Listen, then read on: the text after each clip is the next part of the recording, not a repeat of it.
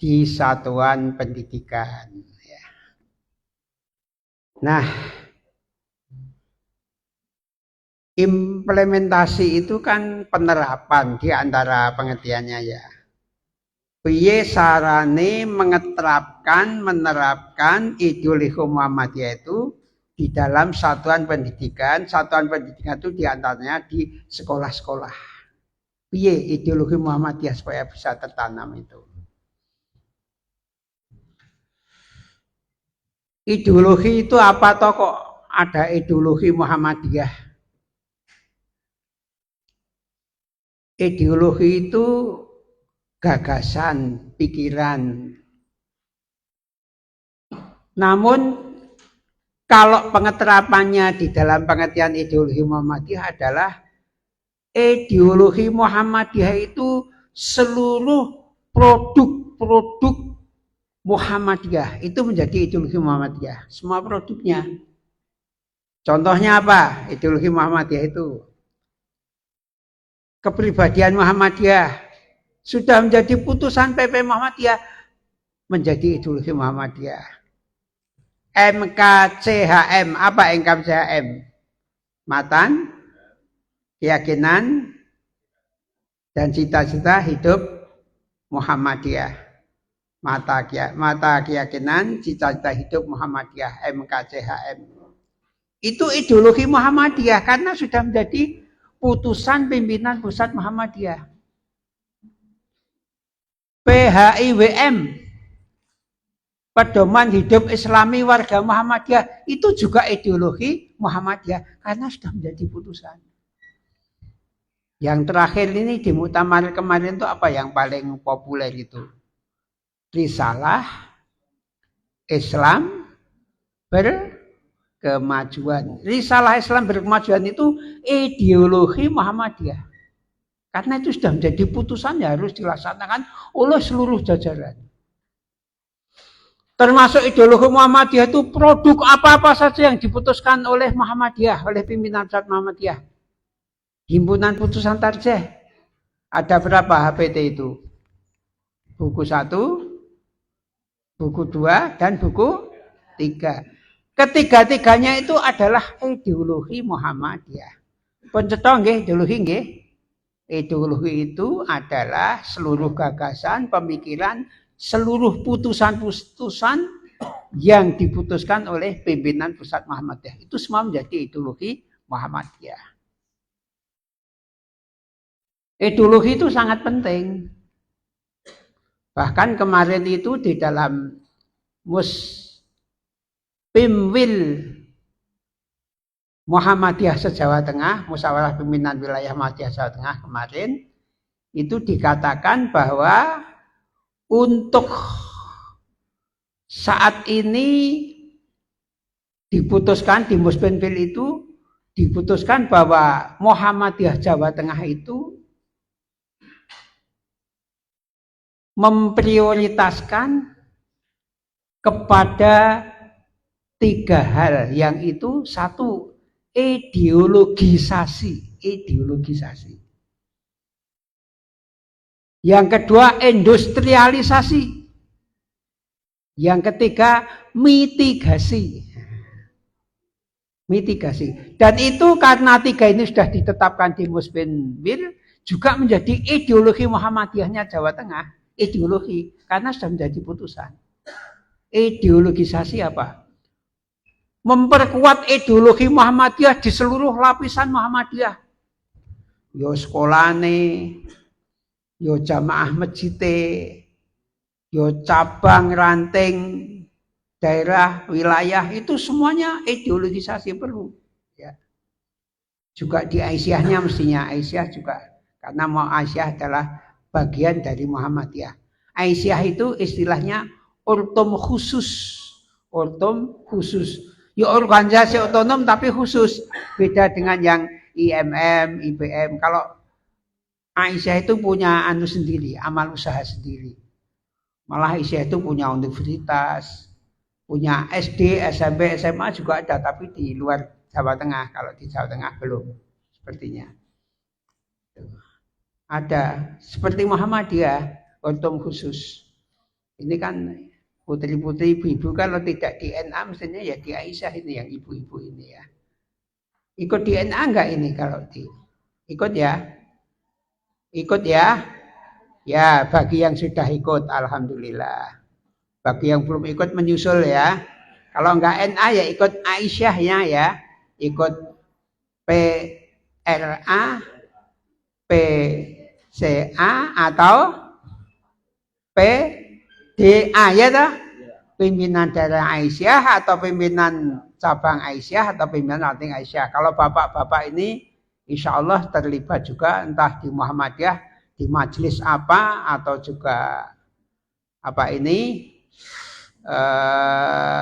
ikut di AUM ya jelas. Kalau AUM jelas ikut AUM pendidikan ini.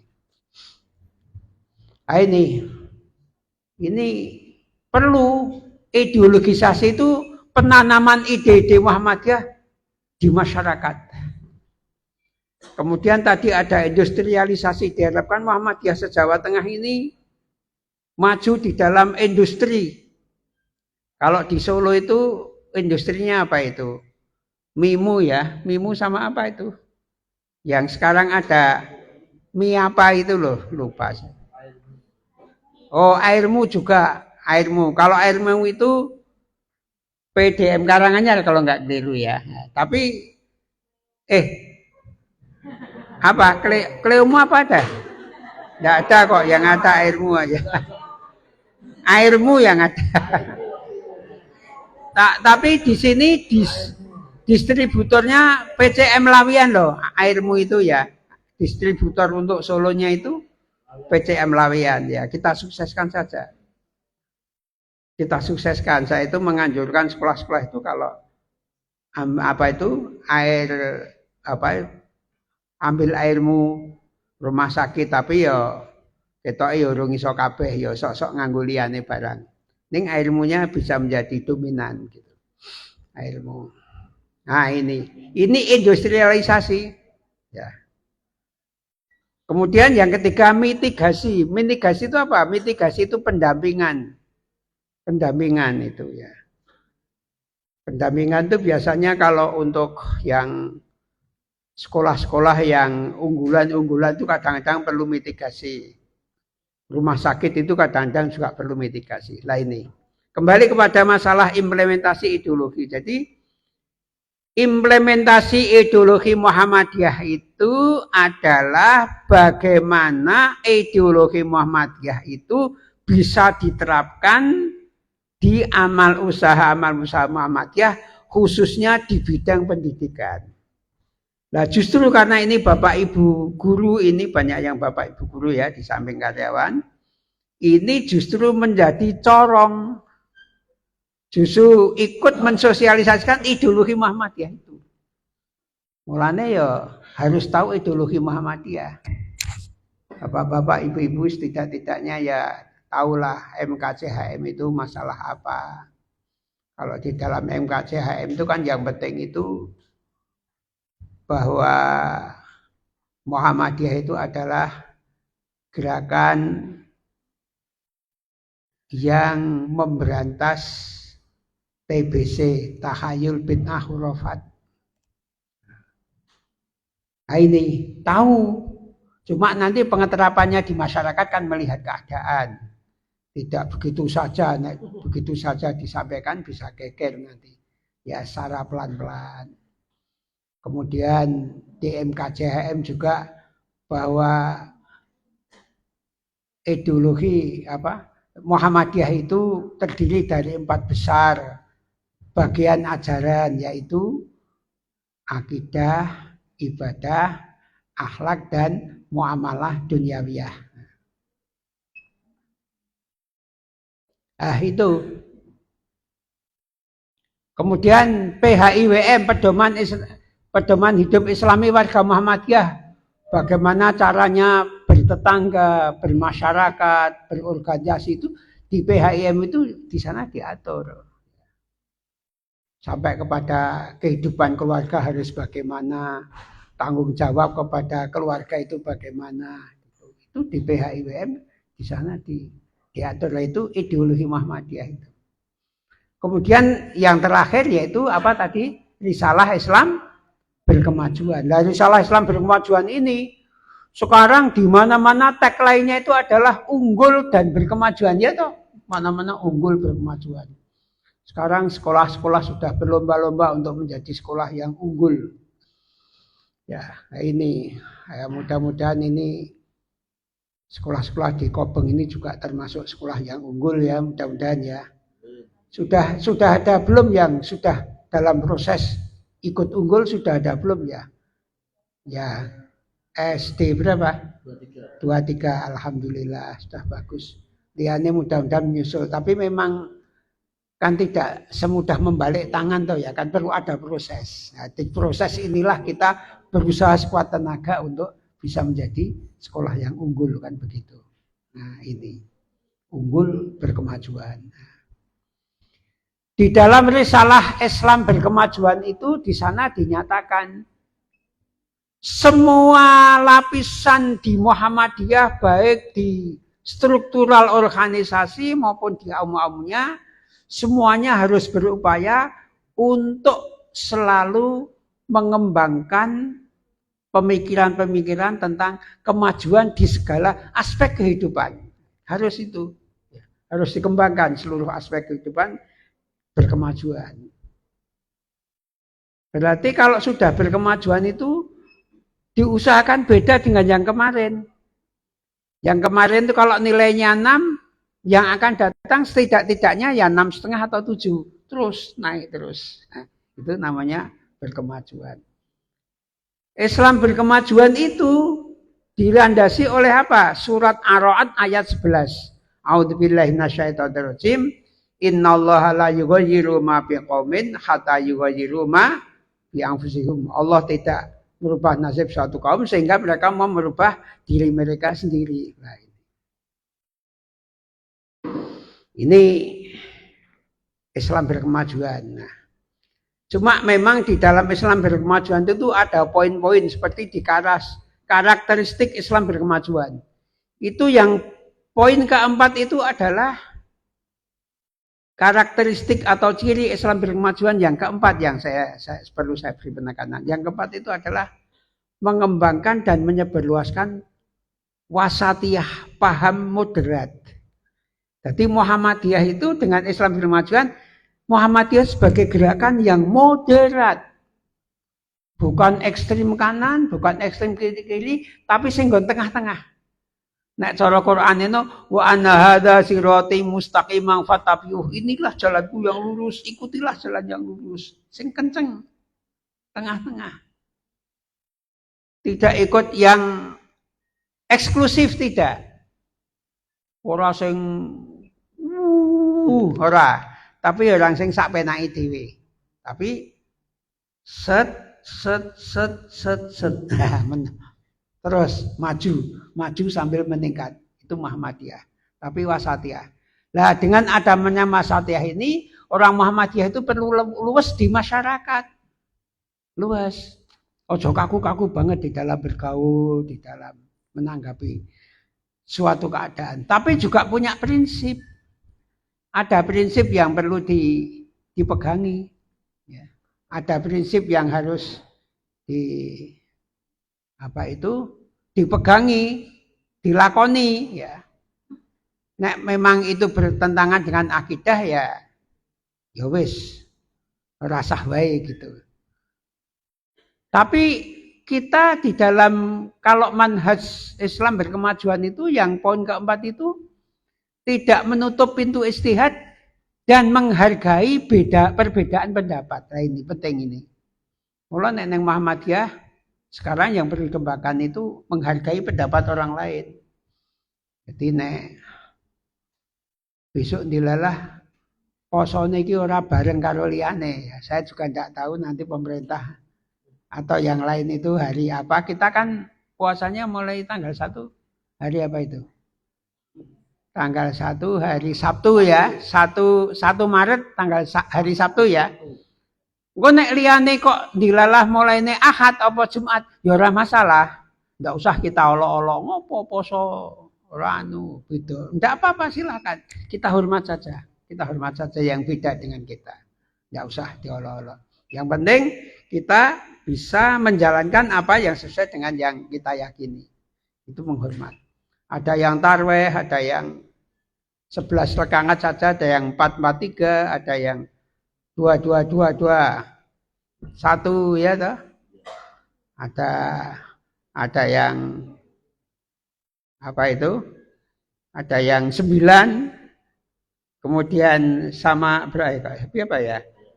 3 ya, 9 sama 3 ya. Ada. Silahkan itu hanya teknis-teknis saja. Tidak usah kita olok-olok, kita ya baik-baik saja. Nek subuhan ana sing nganggo doa kunut ya sudahlah, kita sementing ora usah melu menengahi gitu. Tapi kalau kita ngimami ya kita ndak pakai kunut. Maka saya dulu ketika tugas di Surabaya, masjid kampung saya itu naik Surabaya kan mayoritas mereka ya, mayoritas mereka. Kalau subuh saya jelas mesti tidak diminta untuk jadi imam. Soalnya nek sing imami aku ora nganggo kunut. Sudah tahu. Saya itu pernah dibisiki oleh sama sana. Anu nggih panjenengan niku MD nggih. Lho MD niku napa? Muhammadiyah. Oh nggih. Itu langsung ketok. Lah gimana MD? Sana istilahnya di Surabaya MD Muhammadiyah. Di jamaah itu MD. Oh ya gitu. Ya saya Muhammad. Ya saya MD saya gitu. Itu tapi saya kok sholatnya tetap di masjid itu. Masjidnya pakai kunut. Naik bar sholat wiridan bareng itu loh. Ya saya tetap jamaah di situ saja. Melu jamaah ning ora sah melu apa sing dilakoni. Ini namanya menghormat begitu itu. Jadi kita kok terus memisahkan diri tidak ya. Jamaah sendiri tidak ya. Tetap gabung saja. Cuma kita tidak ngikuti apa yang mereka lakukan. Nah ini harus terbuka begitu. Ini penting ini untuk kita beri stressing begini ini. Nah begini masalahnya ya bapak-bapak ibu-ibu. Nanti saya sampai jam 9 saja. 9 sampai jam 9 sampai setengah 10 nanti dialog tanya jawab ya, tanya jawab. Apa yang mau ditanyakan ditulis dulu silahkan. Teko apa wae tok Bapak Gomo. Boleh tanya di kesempatan ini. Karena Muhammadiyah itu memang mendidik toleransi, jadi saling menghargai tadi. Begini ya. Di dalam manhaj Muhammadiyah. Oh ya gini saja. Ini biar ditulis dulu ya, nanti enggak ketinggalan. Karakteristik coba dicatat itu. Karakteristik atau ciri-ciri Islam berkemajuan. Karakteristik atau ciri-ciri Islam berkemajuan. Itu ada 5. Yang nomor satu, menegakkan tauhid. Menegakkan tauhid.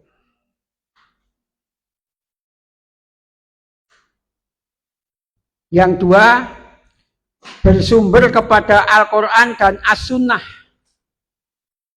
Bersumber kepada Al-Quran dan As-Sunnah. Ini Islam berkemajuan ini ya.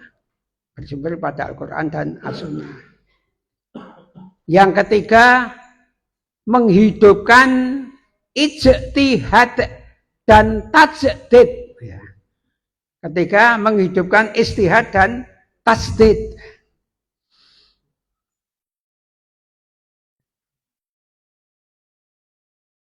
Ketiga itu ya. Keempat, mengembangkan dan menyebarluaskan wawasan wasatiyah. Mengembangkan dan menyebarluaskan wawasan wasatiyah. Wasatiyah itu moderat tadi ya. Wasatiyah.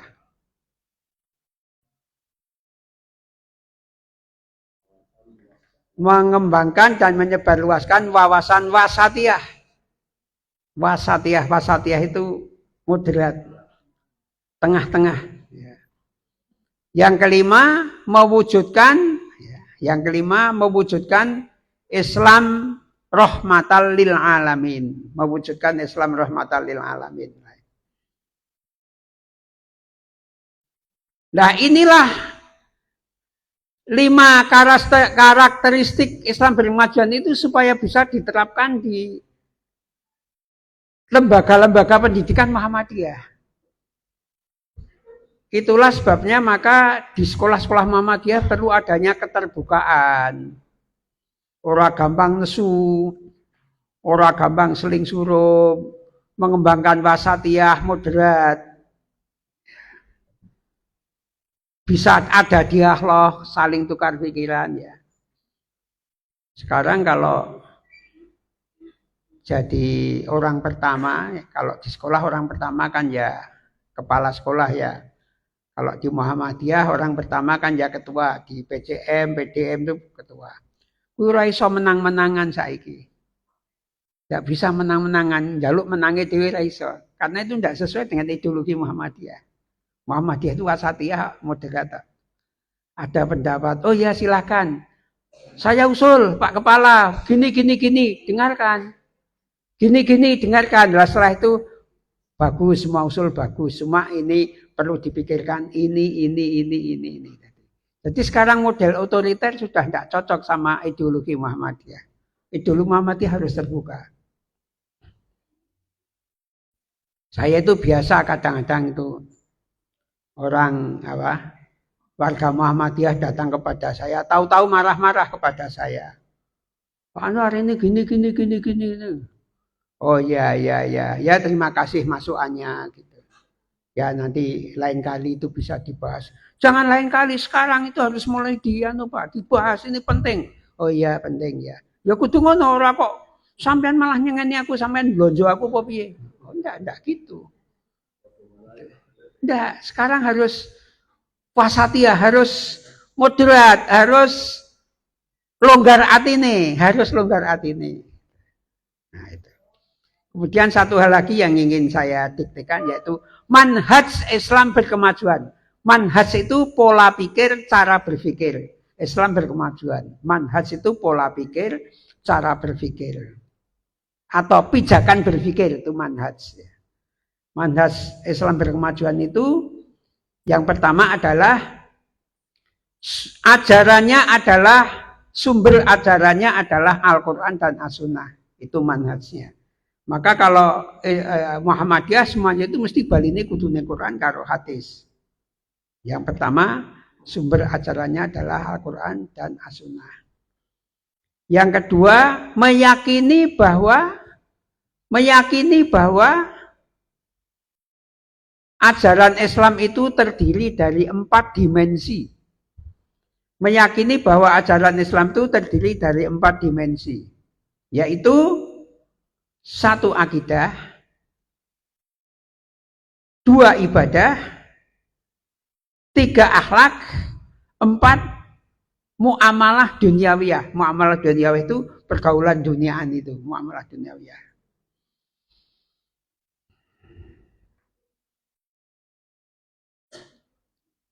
Manhaj yang ketiga, dalam menghadapi berbagai persoalan,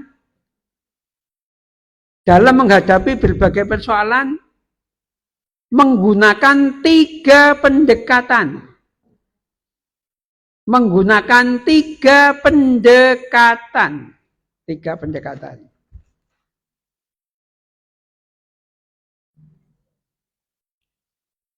Yang pertama,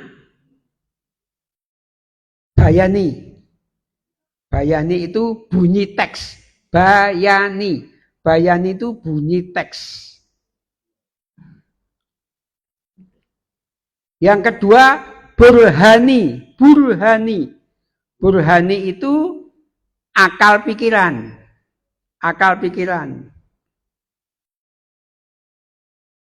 Yang ketiga, irfani. Irfani itu intuisi. Intuisi itu irfani. Intuisi itu yang berkaitan dengan rasa ya. Mungkin ya kalau ada adat kebiasaan budaya itu irfani semua itu. Dengan intuisi rasa itu. Yang keempat, manhaj ketiga ya. Manhaj ketiga itu menggunakan 3 pendekatan. Pendekatan yang pertama bayani, pendekatan kedua burhani, pendekatan ketiga irfani. Nah sekarang manhaj yang nomor 4. Manhaj yang nomor 4. Ya. Tadi ketiga, pendekatan tadi kan 3 pendekatan tadi. Ya, sekarang yang sing nomor 4. Ya, manhaj yang keempat. Manhaj yang keempat apa? Nah ini. Tidak tertutup pintu istihad. Tidak tertutup pintu istihad. Pintu istihad selalu terbuka. Pintu istihad selalu terbuka. Pintu istihad selalu terbuka. Ora ana tutupe, buka terus, selalu terbuka. Dan toleransi terhadap perbedaan pendapat. Nah ini penting. Toleransi terhadap perbedaan pendapat.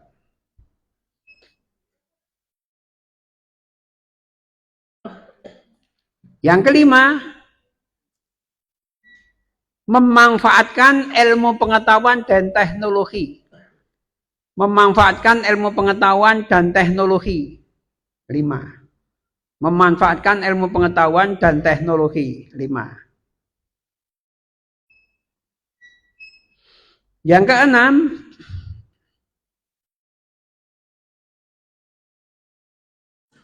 tidak berafiliasi terhadap mazhab tertentu.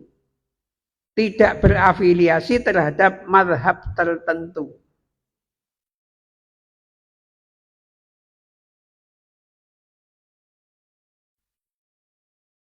Hal yang ketujuh, memandang bahwa manusia adalah makhluk yang mulia. 7. Memandang bahwa manusia adalah makhluk yang mulia.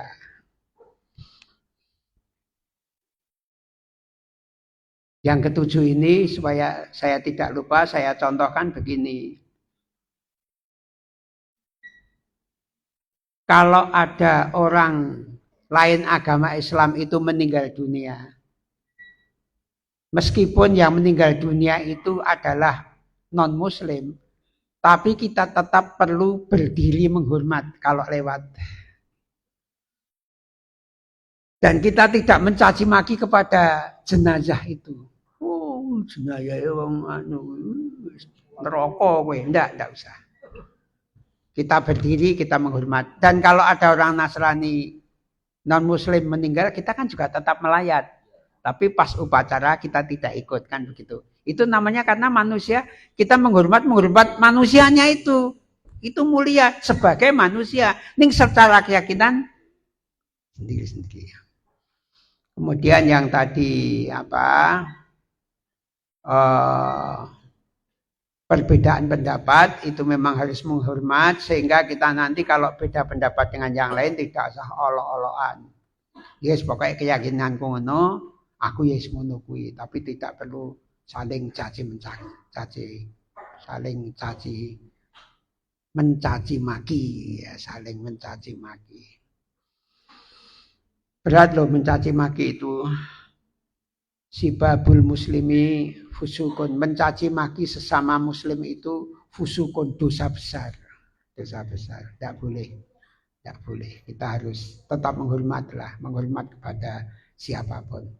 Kalau sudah begini posisi Muhammadiyah itu enak. Ya. Ora sah melu-melu sing ora-ora gitu. Ora sah melu sing ora-ora ya. Nah ini ya.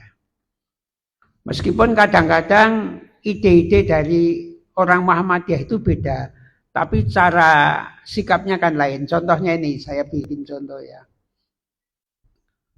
Menteri pendidikan dasar menengah sekarang kan Pak Profesor Abdul Muti kan dari Muhammadiyah yaitu ya. Gitu. Nah, beliau kan ingin mengambil suasana baru kalau dulu ada Merdeka Belajar, belajar merdeka. Kalau beliau kan sekarang yang justru didengung-dengungkan kan yang apa itu? Deep learning, meaningful, kemudian apa? Joyful lah ini. Jadi nek joyful ini nek sing jenenge sinau yo sing seneng-seneng lah ora. Sinau karo mecucu yo marah-marah ra pinter. Nek sinau dengan senang kan. Nah, ini kan Pak Mukti kan tidak pernah ngomentari yang namanya apa? Merdeka belajar merdeka. Kayak apa ndak beliau ndak. Yang penting sekarang 3 ini. Sing dek-ben ayo kita ganti lain. Saya sangat senang ini. Jadi beliau itu tidak pernah mengungkit-ungkit yang komentari yang lalu-lalu nggak pernah. Tapi beliau ke depan nanti begini tentang zona begini. Sah, bagus itu. Itu sesuai dengan manhaj Islam berkemajuan. Jadi manhaj Islam berkemajuan itu menghargai kepada siapapun, tapi diri kita harus selalu apa? Maju. Jadi nek Pak Guru Bu Guru ini piye supaya sekolah-sekolah Muhammadiyah iki iso maju, iso mengikuti perkembangan dan juga bisa memperoleh ranking-ranking yang baik. Tapi keberhasilan itu memang harus dicapai, harus dituju. Sehingga ya maaf ya, jadi nek nyambut gawe Muhammadiyah ya aja ndek pikiran lah ya sak tekane. Iso ya syukur, ora iso ya wis. Dene ra tekan ya ora apa-apa. Nek tekan ya alhamdulillah, tidak boleh begitu. Harus pokoknya piye supaya maju iso gitu. Harus selalu berusaha. Dene kok sudah berusaha kok ora tekan gone, fa idza ajamta fatawakal 'ala Allah. Nek duwe karep sing gede kok urung tekan, pasrah saja kepada Allah. Pokoknya kita itu usaha, hasilnya terserah Allah. Hasilnya terserah Allah, tapi kita harus usaha maju dan maju. Bagaimana berprestasi. Alhamdulillah ini sekolah-sekolah Muhammadiyah ini kan yang SMA mendunia itu loh, yang SMA internasional itu sebetulnya Solo itu SMA PK itu termasuk diajukan ke Diknas pusat itu, Dikdasmen ya, pusat itu diajukan. Tapi SMA PK itu sebetulnya dari sisi gurunya, kualitasnya, itu kabeh SMA PK itu. Sing ora memenuhi syarat mung siji. Apa yang tidak coba? Mungkin ada yang tahu. Lahan, benar sekali lahan. Lahannya minimal harus punya tanah 5 hektar. Nah, Solo golek 5 hektar ning endi? Nang pundi wae enten mboten Solo ndak ada. Solo kok 5 hektar golek tanah 1000 yang ngene sama. PK itu sebetulnya dari segi pembelajaran segini memenuhi syarat semamen siji. Lahane orang nganti 5.000 hektar. 5 hektar. 5 hektar ini berarti berapa itu? 50.000 meter ya? 5 hektar ya 50.000 ya. Wong sak hektar 10.000 to ya. 10.000 meter lah. Sak hektar lah. Nek 5 hektar kan apa? 50.000 lah. Kene sing duwe lahan semuanya meng UMS. Kalau UMS itu lebih dari 30 hektar. Jadi UMS itu luasnya kabeh itu. Nek 30 hektar berarti 300.000 toh. Lebih dari 30 hektar itu lebih UMS itu. Ini nek SMA ora ono sing. Lah, kemudian padahal ini kan sesuai dengan Islam berkemajuan kalau sekolah yang kayak gitu itu. Yang bisa memperoleh yaitu SMA Muhammadiyah Malang. Apa? SMK ya? Ya, pokoknya untuk lanjutan atas lah. Sama SMA Sidoarjo ya. Sidoarjo. Dua itu Jawa Timur semua. Jawa Tengah jane arep ono ning yo kurang apa tadi? Kurang lahan. Nah, ini maksud saya memang menuju berkemajuan itu memang sarananya banyak. Anggere wis tekan bangsa Bangsa modal-modal ngono kuwi awake dhewe lan ini nek bab ranking mau mengejar ranking insyaallah kita bisa lah itu. Nah, ini makanya mudah-mudahan SD 7, SD 21, SD 23, 24 ini mudah-mudahan ke depan semakin maju. Iya. Siap ya semua ya? Siap. Nek siap maju berarti wis klebu menjalankan ideologi risalah Islam berkemajuan. Alhamdulillah. Seneng ya. Allahu Akbar. Dah seneng saya seneng. Ada kemauan untuk maju masalahnya ya. Ya. Ada kemauan untuk maju. Dan mestinya ya dengan Baitul Arqam gini ini memang bisa menjadi motivasi bagaimana bisa berkemajuan itu. Nah, demikian yang bisa saya sampaikan. Sekarang monggo akan menyampaikan apa silahkan.